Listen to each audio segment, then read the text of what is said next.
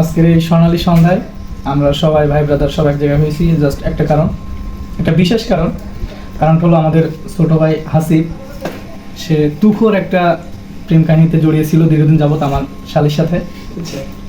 তো সাথে এখন সেটার কিছু বলবেন না? তা তো দিছেন, কিন্তু এখন যে ছাইরা অন্য বেটার সাথে চলে গেল, কিছু বলেন। আর কোনো ভাষা নাই, খুব কষ্ট পাইছেন না? কিসের কষ্ট? ছেলে মানুষের কষ্ট আছে।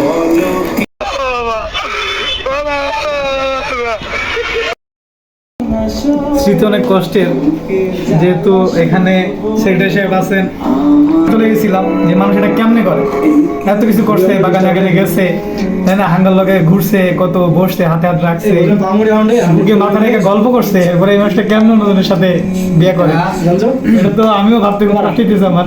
তার যে মনে দুঃখ কষ্ট, এটা কেউ কি বলতে পারতেছে না, আসলে না বলার কারণে আজকে তার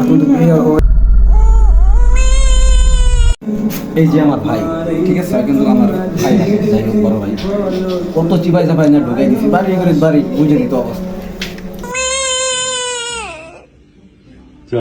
এই যে বার্গার, পিৎজা, চকলেট কত কিনে খাওয়া, ওই মাইয়া কিছুদিন আগে এক বুড়া বেটার সাথে কট খেতে, যাই হোক আর মাইনা রয়েছে, মেয়ে আমার করতে তো এখন আবার বিয়ে করে বলছে লোক, এই ছেলে কই যাই আসলে তো যদি কেউ মানে ছেলে ভালো, ঠিক আছে, কোনো কিছু উল্টা পাল্টা কোনো কিছু খায় না, শোকেন কোকেন কোনো কিছুই খায় না, যদি হচ্ছে যে মানে কেউ বিয়ে করতে চান অবশ্যই একটা কমেন্ট। যদি আমার ঘরে বউ না দেখছি তাহলে কিন্তু কুত্তা পিছনে লাগাই দিব।